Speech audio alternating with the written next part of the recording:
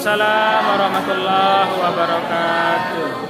Yang saya hormati Pak Guru dan teman-teman yang saya banggakan, perkenalkan saya Ami Purnama, perwakilan dari kelompok 2 sekaligus yang akan menjadi moderator. Materi kesehatan tentang bahaya penyalahgunaan narkoba pada mata pelajaran PJOK. Kami mengangkat tema narkoba jenis sabu-sabu.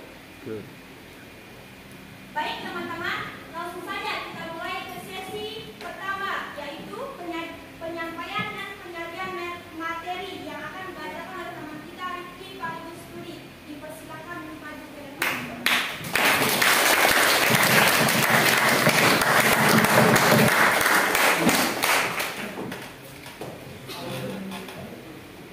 Baik, kita langsung saja. Bismillahirrahmanirrahim. Assalamualaikum warahmatullahi wabarakatuh. Waalaikumsalam warahmatullahi wabarakatuh. Pertama-tama, terima kasih kepada Bapak Guru Pembimbing mata pelajaran PJOK dengan materi narkoba yaitu jenis sabu-sabu. Oke, dan juga terima kasih kepada teman-teman yang sudah memberikan saya kesempatan untuk menjelaskan materi yang didapatkan oleh kelompok saya. Baik, di sini ada beberapa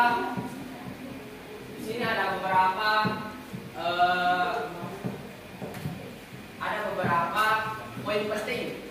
Yang pertama itu pengertian dampak negatifnya dan dampak positifnya dari sabu-sabu tersebut. Baik, pengertiannya kita lihat, yaitu sabu di Indonesia ini adalah narkoba bentuk seperti pecahan kaca. Jenis sabu-sabu ini biasanya memiliki 3 bentuk, yaitu kristal, berbentuk bubuk, dan berbentuk cairan. Nah, kita langsung ke dampak negatifnya. Tentu saja dampak negatifnya dari sabu-sabu ini yaitu penggunaan sabu-sabu berbahaya. Bisa membuat orang yang memakainya mengalami kerusakan tubuh dan menyebabkan masalah pada psikologi orang tersebut. Di lain, sabu-sabu memiliki juga dampak positifnya, yaitu sabu-sabu ini bisa digunakan dalam dunia medis, terutama pada pembuatan obat-obatan. Ini sangat bermanfaat jika dengan resep dokter. Baik, slide berikutnya. Baik, di sini ada beberapa ciri-ciri dari pengguna sabu. Yang pertama itu matanya bergerak dengan cepat, kayak seperti berhentak-hentak. Nafsu makan dari pengguna sabu-sabu juga berkurang, yang mengakibatkan berat badannya menurun. Dan yang ketiga, mengalami halusinasi tentunya. Dan yang terakhir, meningkatkan produksi keringat. Jadi pengguna sabu-sabu ini mudah sekali kecapean gitu. Oke, slide berikutnya.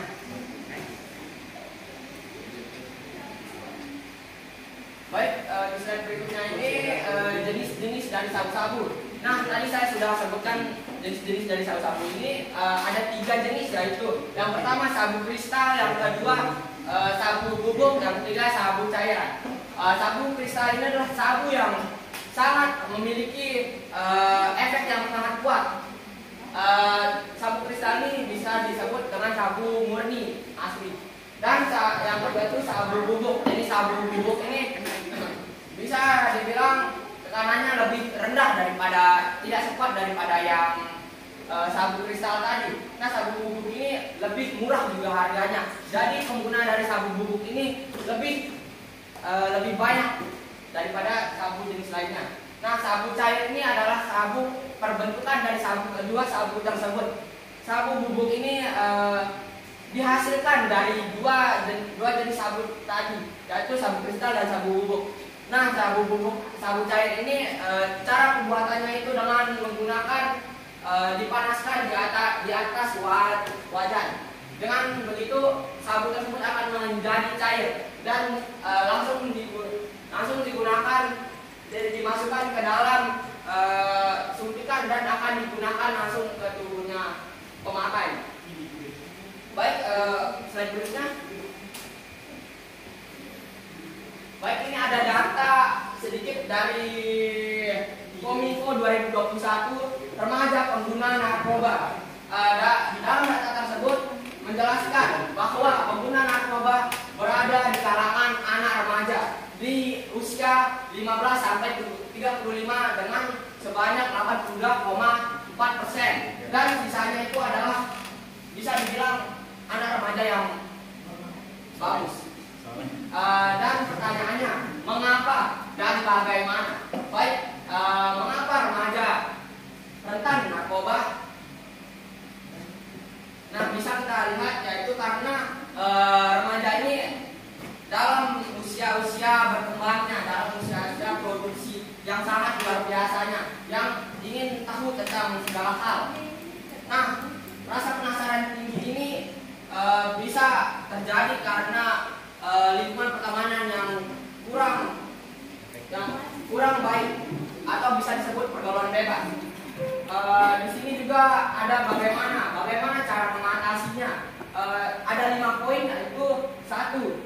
Berbicara kepada remaja tersebut. Tentunya jika kita tidak mengkonsultasi remaja tersebut, bagaimana cara kita agar mengatasinya. Nah, yang kedua, dorong para remaja untuk berkata dengan jujur. Jika mereka selalu mengelak dikala ditanya bagaimana dengan kedepannya. Yang ketiga, amati serta fokus pada tingkah lakunya. Kita tahu anak remaja ini banyak pertemanannya, jadi bisa dibilang penyalahgunaan sabu-sabu ini sering terjadi pada saat tongkrongan anak muda. Baik, yang keempat yaitu periksa si remaja secara teratur. Yang kelima, datang ke bantuan profesional. Nah, kita sudah melihat 4 poin, dan poin kelima ini jangan sampai kita lupa, karena kita ini masih bisa dibilang belum profesional. Karena itu kita harus pergi ke orang yang profesional untuk mengatasi permasalahan dari remaja-remaja 82,4% ini. Baik, slide selanjutnya.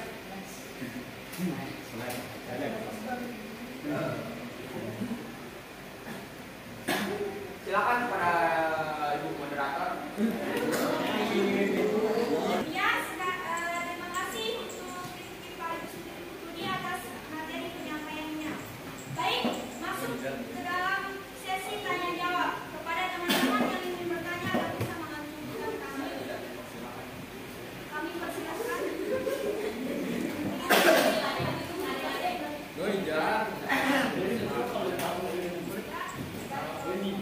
Assalamualaikum warahmatullahi wabarakatuh. Waalaikumsalam warahmatullahi wabarakatuh. Saya Nabil Arif Tani dari 21 ingin bertanya, tentang jenis-jenis sabu yang telah dijelaskan tadi antara sabu kristal dan sabu bubuk. Cara membedakannya itu selain bentuknya itu, tentunya saya atau kita sebagai orang awam meskipun bentuknya berbeda, tapi kalau kita lihat secara jelas sama, mirip. Kecuali yang saya tentunya itu bisa tolong dijelaskan bagaimana cara kita membedakannya. Kan tidak mungkin kita ambil sampel kita bawa ke yang dulu kan. Silakan.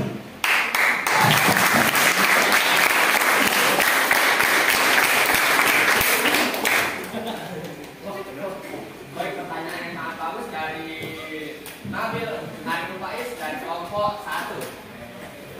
Saya minta tolong kepada Ayu Hasanah untuk mencet slide berikutnya.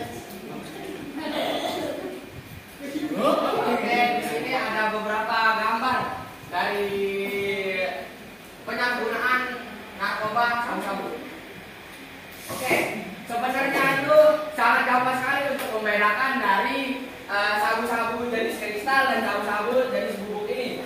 Sabu-sabu kristal itu bisa dibilang ukurannya itu lebih besar, seperti beras. Anda tahu beras? Nah, dan sabu-sabu jenis bubuk itu tentunya teksturnya itu seperti bubukan, mudah menguap di udara jika dihaburkan. Ya.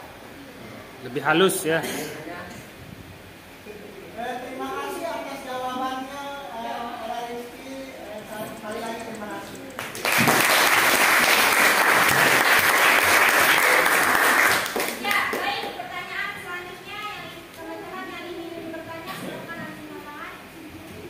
Pertanyaan berikutnya, silakan. Dari kelompok ya, Irgin. Assalamualaikum warahmatullahi wabarakatuh. Saya sedikit menyinggung tentang zat apa sih yang terkandung di dalam sabu-sabu itu. Saya tidak dijelaskan. Kayak kelompok yang pertama tadi ada mengandung THC sama CBD. Coba dijelaskan apakah mengandung seperti apa biar kita tahu dan kita juga mengerti lah. Karena soalnya kan kita juga belajar kimia dan kita mengerti sedikit. Yang dari saya, assalamualaikum warahmatullahi wabarakatuh.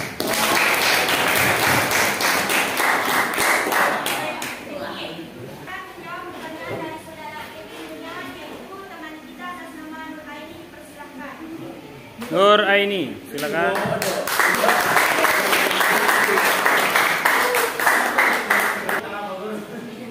Baik, saya akan menjawab pertanyaan dari saudara Irgin. Jadi, sabu-sabu sebenarnya narkotika yang mengandung zat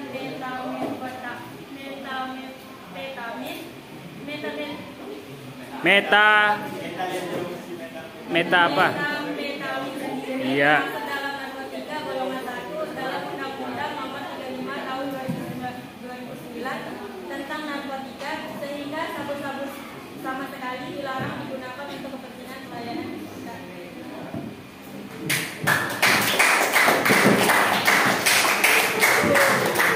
Jawaban dari teman kita ya cukup memuaskan.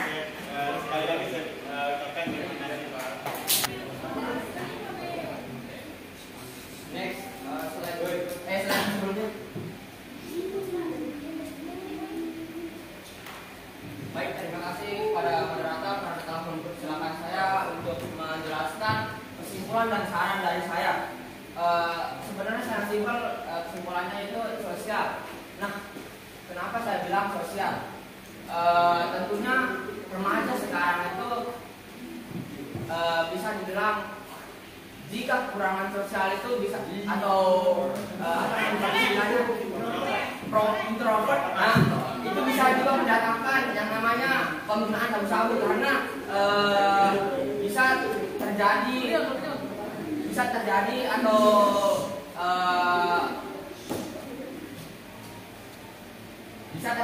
yang namanya kekurangan dalam bersosialisasi dengan masyarakat.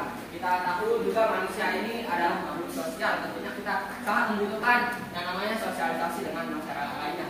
Nah, adapun sosial ini juga jika berlebihan akan berdampak negatif. Tentunya jika kita bersosialisasi dengan berlebihan, yaitu dengan bisa dibilang dengan pergaulan bebas. Nah, jadi bagaimana kesimpulannya? Sosial. Jadi kita tidak boleh kelebihan atau kekurangan dalam sosialisasi. Kita harus berada di tengah-tengah. Baik, saran dari saya yaitu satu kalimat saja, yaitu masalah kita semua. Tentunya masalah kita semua ini, anak-anak muda ini perlu sekali yang namanya pengetahuan tentang narkoba, perlu sekali pengetahuan tentang apa itu narkoba, jenis ini, jenis itu. Jadi kita sebagai orang yang sudah memahami tentang narkoba ini, kita harus memberikan edukasi yang sangat bermanfaat bagi para remaja-remaja di usia rentan 15 sampai 35 tahun ini. Baik, slide berikutnya.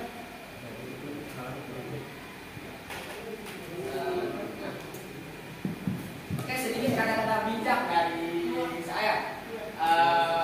Begitulah jiwa anak muda, bersemangat penuh tetapi mengabaikan waspada.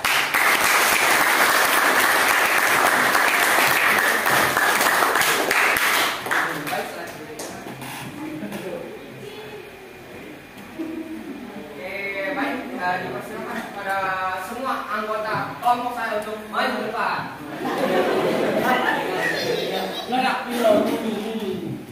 Maju ya.